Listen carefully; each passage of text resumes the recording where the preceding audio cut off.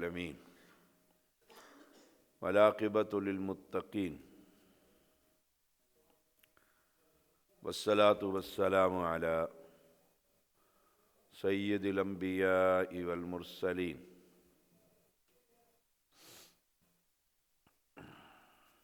تفسیر القرآن الکریم سورۃ الاعراف آیت نمبر 169 اعوذ باللہ من الشیطان الرجیم وَإِن يَأْتِيهِمْ عَرَضٌ مِثْلُهُ يَأْخُذُوهُ أَلَمْ يُؤْخَذْ عَلَيْهِمْ مِيثَاقُ الْكِتَابِ أَلَّا يَقُولُوا عَلَى اللَّهِ إِلَّا الْحَقَّ وَدَرَسُوا مَا فِيهِ وَالدَّارُ الْآخِرَةُ خَيْرٌ لِلَّذِينَ يَتَّقُونَ أَفَلَا تَعْقِلُونَ۔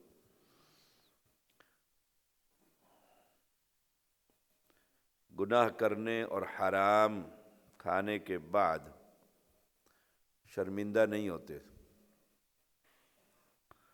اور نہ ان میں توبہ کی جذبہ پیدا ہوتا، بلکہ گناہوں اور حرام خوری کی وجہ سے جرت بڑھ جاتی۔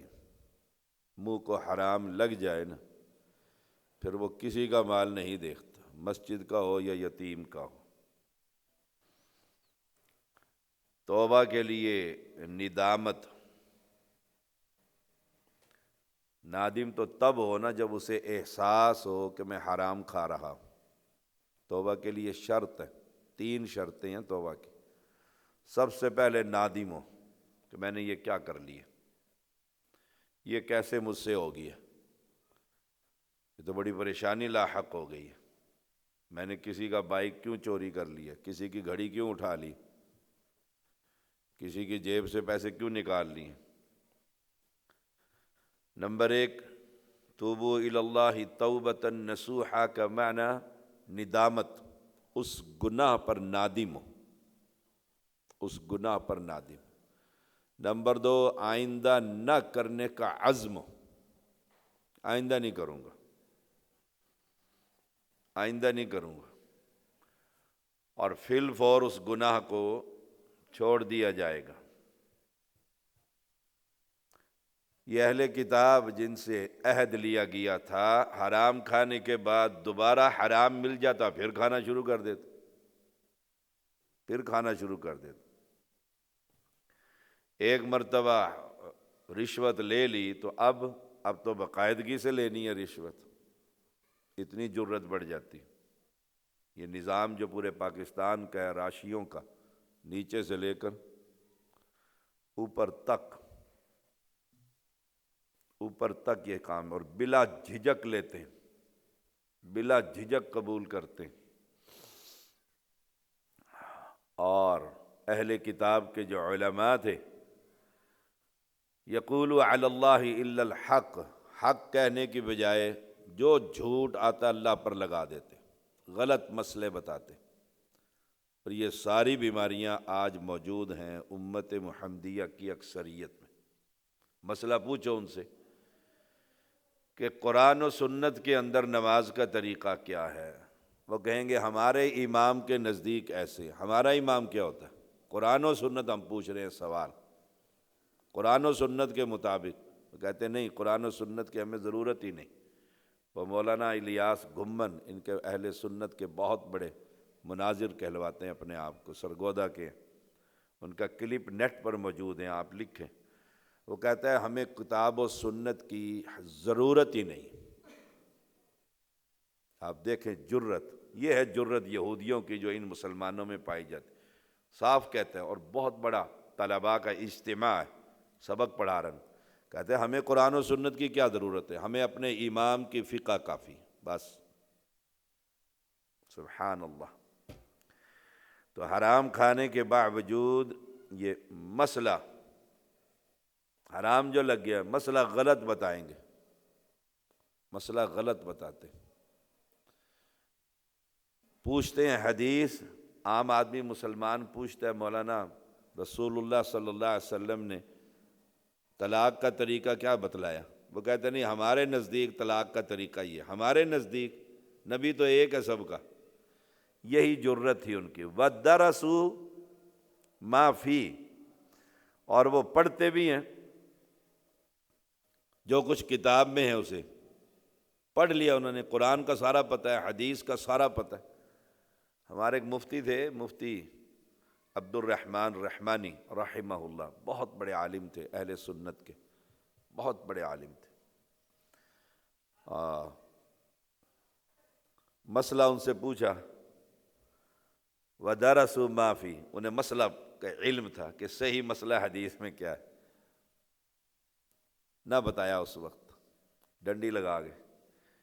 اللہ نے دل کھول دیا، پھر ایک موقع آیا کئی سالوں کے بعد، اہل حدیث ہو گئے صحیح۔ ہمیں تو وہ مسئلہ یاد تھا، ہم نے کہا جی وہ والا مسئلہ، کہتے میں نے غلط بتایا تھا۔ اپنا مسلک اور اپنی جماعت کی خاطر ایسے ہی یہود ایسے کر کے ہاتھ رکھ لیتے تھے، کہتے ہے ہی نہیں، یہ مسئلہ تو ہماری تورات میں ہے ہی نہیں۔ عبداللہ بن سلام جو یہودیوں کے عالم مسلمان ہو گئے تھے، وہ جانتے تھے تورات، انہوں نے کہا یا رسول اللہ صلی اللہ علیہ وسلم، ان کا ہاتھ اٹھاؤ، نیچے مسئلہ ہے۔ آپ نے ہاتھ اٹھوایا، نیچے مسئلہ لکھا ہوا۔ تو پوچھئے ان سے، وَدَرَسُوا مَا فِي، انہوں نے جو کچھ اس میں پڑھ لیا ہے نا، تورات میں خوب جانتے ہیں کہ یہ سچا نبی ہے محمد صلی اللہ علیہ وسلم، سچا نبی ہے، انہوں نے پڑھ لیا تورات کے اندر، سب کچھ خوب جانتے ہیں۔ جانتے ہیں کہ تورات میں یہ کہیں نہیں لکھا کہ تم جو مرضی کرو میں تمہیں معاف کر دوں گا، نہ، کہیں نہیں لکھا۔ ایسے ہمارے قرآن میں بھی کہیں نہیں لکھا مولوی جو مرضی کرے، عوام جو مرضی کرے، اللہ معاف کر دے۔ اللہ سے معافی مانگو گے تو معاف کرے گا، توبہ کرو گے، اس گناہ کو چھوڑو گے تو اللہ معاف کرے گا۔ اہل کتاب آیات بیچ کر دنیا کماتے تھے، اس کا معنی کہ آیات ایسے لکھ کر نہیں بیچتے تھے، مسئلہ غلط بتاتے تھے اور پیسے لے لیتے تھے۔ آج بھی آپ چلے جائیں، جیسا مرضی فتویٰ لے لیں، کھینچ کھانچ کے اس نے پورا کر دینا ہے آپ کو۔ وہ ہمارے ایک بزرگ فوت ہو گئے ہیں، بہت بڑے جید عالم دین تھے، حیدرآباد میں گئے تو کسی سیٹھ نے ان کا ناشتہ رکھا اپنے گھر میں کہ ناشتہ میری طرف ہوگا، اور بڑا پرتکلف ناشتہ رکھا، اور جب ناشتے کے بعد کہا جی ایک مسئلہ پوچھنا ہے، مسئلہ بس پوچھو بھائی مسئلہ۔ اس نے مسئلہ پوچھا تو آپ فرمانے لگے یہ تو حرام ہے، سود ہے۔ اسے یہ تھی کہ کسی طریقے سے یہ کہہ دیں جائز ہے۔ اس نے کہا جی میں سمجھا نہیں سکا، مسئلہ آپ کو دوبارہ سمجھاتا ہوں، دوبارہ سمجھا دو۔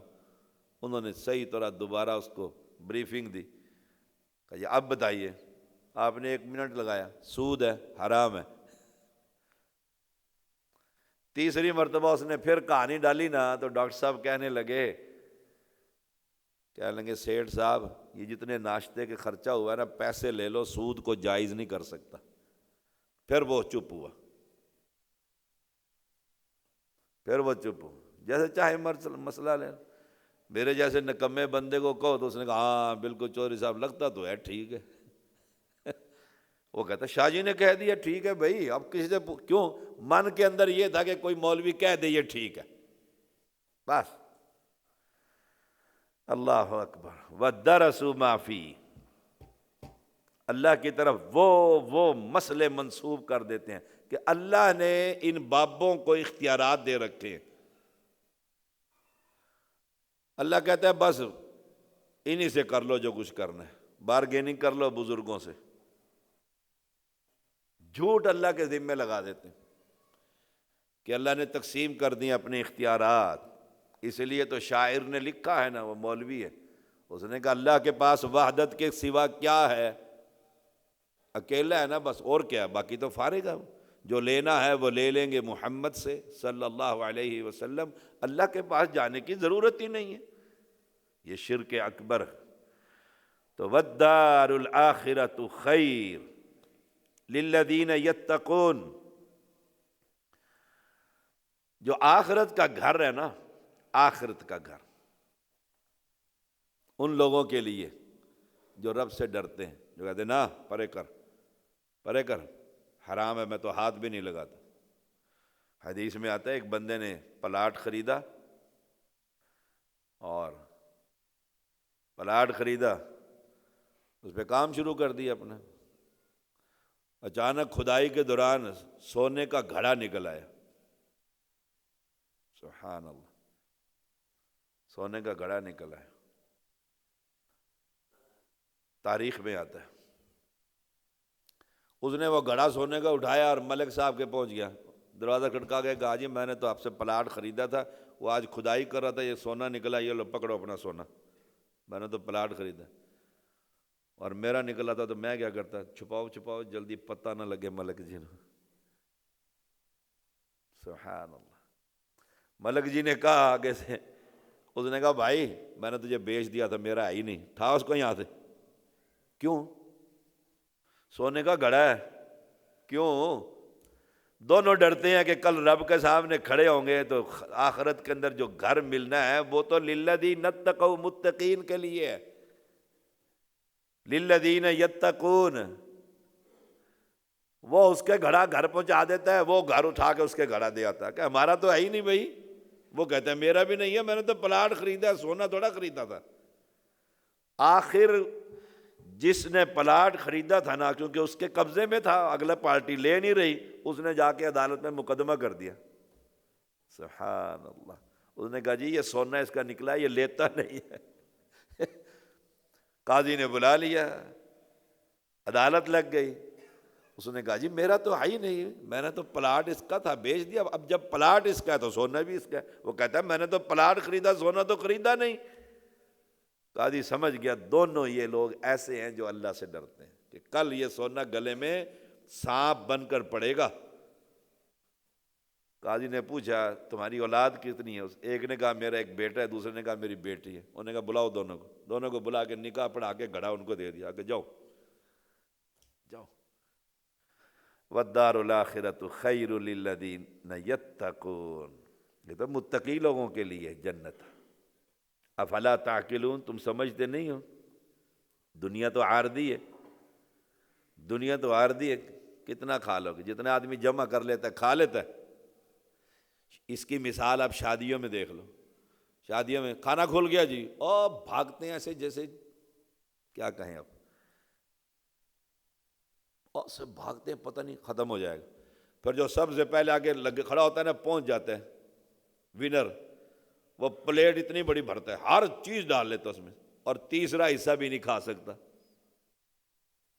ٹیبل پہ چھوڑ دیتا، سارا کھانا ضائع کر دیتا۔ جمع ہم اتنا ہی کر لیتے ہیں دنیا کا سامان، اور کھا کتنا سکتے ہیں؟ کسی نے کہا ہے کہ انٹرویو ایک دن میں پڑھ رہا تھا تو زرداری کتنا امیر ترین آدمی ہے، ابال کے سبزیاں کھاتا ہے، اتنی بیماری ہے، اور پیسہ اور سونا۔ اللہ اکبر۔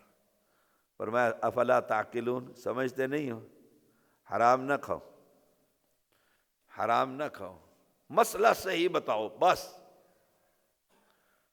اس نے پوچھا مسئلہ تو بتاؤ، اللہ کی کتاب میں قبر پرستی حرام ہے، صاحب بتا۔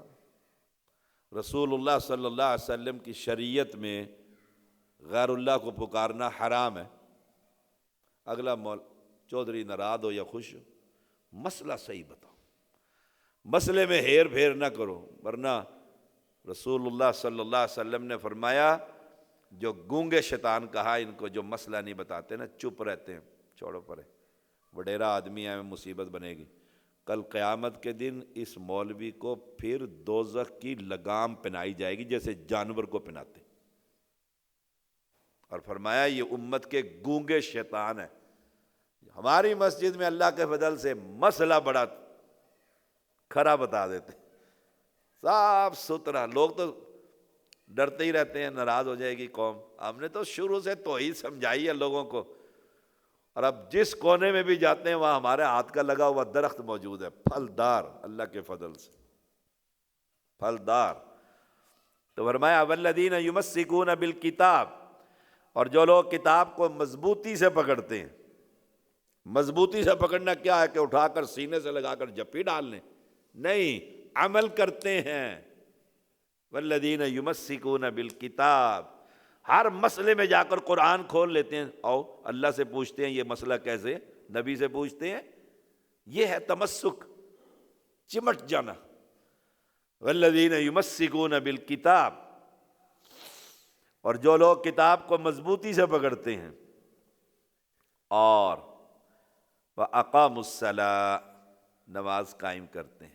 جب کتاب کو مضبوطی سے پکڑیں گے تو کتاب میں نماز تو پہلے ہی ہے نا، کہ نماز پڑھو پہلے صفحے پہ ہی ہے، قرآن کھولو تو پہلے صفحے میں ہی ہے، الگ ذکر کیوں فرمایا؟ خصوصاً کہ یہ دین کا بنیادی ستون ہے۔ جو نماز نہیں پڑھتا مسلمان نہیں ہے، سارا دن قرآن کی تلاوت کرتا رہے اور نماز نہ پڑھے۔ آپ اس کام میں بیٹھے ہیں نا، 70 کے قریب مرد عورتیں، یہاں تو 5 وقت نماز آپ پڑھ رہے ہیں، اور گھر جائیں اگر تھکے پڑے ہیں پورے 10 دن، شاہ جی نے چھوڑا ہی نہیں، ہمیں سونے ہی نہیں دیا۔ نماز، اگر اب نماز تھکاوٹیں اتریں گی تو نماز پڑھیں گے۔ سبحان اللہ، میرے تایا ابو تھے، فوجی تھے، وہ ہمارے یہاں آتے نا کراچی سے، نماز نہیں پڑھتے، ویسے نمازی تھے۔ ہم نے تایا ابو نماز پڑھا، کہتا مسافر ہیں، تھکاوٹیں چڑھی ہیں، اب کون سی نماز؟ آئے ہائے، والذین یمسکون بالکتاب واقاموا الصلاۃ ان بین الرجل وبین الشرک ترک الصلاۃ۔ بندے اور شرک اور کفر کے درمیان نماز ہے۔ نماز پڑھتا ہے مسلمان، نماز نہیں پڑھتا کافر، مشرک۔ اقیموا الصلاۃ ولا تکونوا من المشرکین، نماز پڑھو مشرکوں میں سے نہ ہو۔ مشرک نماز نہیں پڑھتا اور مسلمان۔ ہم اپنے گھروں کی ایک دفعہ دھلائی کریں نا، صفائی کریں نا، بچے سے ایک بچے سے بلا کے پوچھیں نماز پڑھتے ہو، بیٹی سے پوچھا نماز پڑھتے ہو، باہر بیٹھا ہوا ہے بھائی پوچھو نماز پڑھی اب عصر کی، وہ کہتا میں نے تو مہینہ ہو گیا نماز نہیں پڑھی۔ اس نے کہا پکڑ اپنے پیسے، حرام ہے تیرے پیسے، ہم نہیں لیتے، ہم چٹنی کھا لیں گے۔ والذین یمسکون بالکتاب، اگر نماز نہیں پڑھتا تو قرآن سے تمسک نہیں، پھر کچھ نے قرآن کو بھی نہیں پکڑا ہوا ہے، قرآن کو بھی پکڑا نہیں۔ سفر میں ہے، نماز کا ٹائم ہو گیا، گاڑی روک دو، گاڑی روک دو اور نماز پڑھو، سب کو کہو اٹھو نماز پڑھو۔ وَأَقَامُوا الصَّلَاةَ، قائم کرنا کیا ہے؟ با جماعت مسجد میں نماز پڑھنا، یہ قائم کرنا ہے، قائم کرنا ہے نماز۔ یہ نہیں کہ دکان لگائی ہوئی ہے، وہی مصلی بچایا تھا، پھٹے تھے اللہ اکبر۔ مرد کی نماز بغیر کسی شرعی عذر کے گھر میں نہیں ہوتی۔ شرعی عذر کیا ہے؟ ڈرون کے حملے ہو رہے ہیں، بندہ مر نہ جائے۔ پتہ نہیں آج ابھی کوئی 2 ڈرون مارے ہیں افغانستان نے پاکستان پر، کل ڈرون مار، انہوں نے بات ڈرون گر رہے ہیں، ٹھیک ہے گھر میں پڑھ لو۔ ہاں جی، ہاں جی، ہاں گھر شروع کر دو۔ یعنی ایسا کینٹ ایریے میں ہو نا، پھر آپ تو بیٹھے G11 میں کہ جہاں بھی فوجی جرنیل بیٹھے انہوں نے مارنا ہے، یعنی بے امنی کا حالت ہو۔ باہر نکلیں گے تو گولیاں چل رہی ہیں، لڑائی ہو رہی ہے، فساد ہے، کوئی ڈاکو بیٹھے ہوئے ہیں، کوئی دشمن میرا بیٹھا ہوا ہے، بے امنی، خوف کی کیفیت، بارش شدید، نہیں گھر میں پڑھ لو۔ بیمار ہے گھر میں پڑھ لو، شریعت تو بڑی آسان ہے۔ اگر ٹھیک ٹھاک جوان ہے ماشاءاللہ تبارک اللہ، پھر مسجد میں نماز پڑھے گا، اور مسجد میں جانے سے پہلے دیکھے گا یہ مسجد میں مولوی کون ہے، جس کے پیچھے نماز پڑھنی ہے نا، یہ بھی دیکھنا ہے وہ کون ہے۔ سود خور ہے، پیسے لے کے غلط مسئلے بتاتا ہے، حلالہ کرتا ہے عورتوں کا، مشرک ہے، قبر پرست ہے، اس کے پیچھے نماز نہیں ہوتی، اس کی اپنی نہیں ہوتی بیچارے کی۔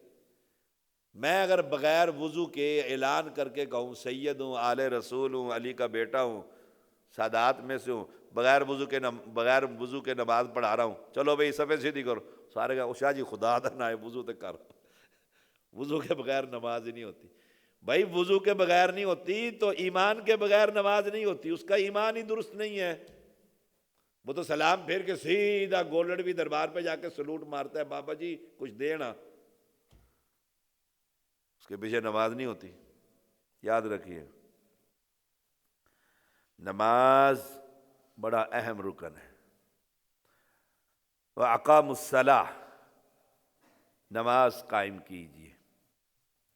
اچھا جی، اور اِنَّا لَا نُضِيعُ أَجْرَ الْمُصْلِحِينَ، یقیناً ہم اصلاح کرنے والوں کا اجر ضائع نہیں کرتے، اجر ضائع نہیں ہوتا۔ اللہ تو قرآن میں کہتا ہے فَمَن يَعْمَلْ مِثْقَالَ ذَرَّةٍ خَيْرٍ يَرَهُ، مثقال ذرہ، حبہ، حبت من خردل، رائی کے دانے کے برابر بھی نیکی ہوگی نا، اللہ کہے گا رکھو اس کے ترازو میں، ضائع نہیں کرتا اللہ۔ آپ نے ایک بندے کو نمازی بنایا تو گویا آپ 2 نمازیں ظہر کی 2 عصر، وہ بھی پڑھ رہے ہیں آپ بھی پڑھ رہے ہیں، اس کا ثواب آپ کو بھی مل رہا ہے اس کو بھی مل رہا ہے۔ آپ نے ایک بندے کو صحیح العقیدہ مسلمان بنا دیا، نماز نبوی اس کو دے دی، نماز کا طریقہ اس کا درست ہو گیا، اس کو بھی سارا ثواب مل رہا ہے، آپ کو بھی سارا ثواب مل رہا ہے۔ لا نضيع اجر المصلح، لا نضيع اجر المصلحین، اصلاح کرنے والوں کا اجر اللہ ضائع نہیں کرتا۔ یہ تو کل قیامت کے دن سارا ثواب اس امت کا کس کو جا رہا ہے؟ محمد الرسول اللہ صلی اللہ علیہ وسلم کو، انہوں نے اسلام ہم تک پہنچایا، ان کو جا رہا ہے۔ کتنا ثواب ہے، کتنی بڑی امت ہے، ساری امتوں سے سب سے بڑی امت امت محمدیہ، اور جتنے موحدین نیکیاں کر رہے ہیں مسلمان، سب کا ثواب رسول اللہ صلی اللہ علیہ وسلم کو جا رہا ہے۔ آپ نہیں چاہتے کہ میں نماز پڑھوں اور ثواب نبی پاک کو جائے؟ کون سا ایسا مسلمان؟ جی میں تو چاہتا ہوں میرا، پھر اپنی نمازیں درست کریں، رسول اللہ صلی اللہ علیہ وسلم کی نماز بنائیں، اپنا عقیدہ درست کریں، کیونکہ بد عقیدہ آدمی اس کا کوئی نیکی نبی کو نہیں پہنچتی، کیونکہ سب سے بڑے معلم جو ہیں وہ محمد الرسول اللہ صلی اللہ علیہ وسلم، صلی اللہ علیہ نبی۔ 25 منٹ ہو گئے، ٹائم ہو گیا۔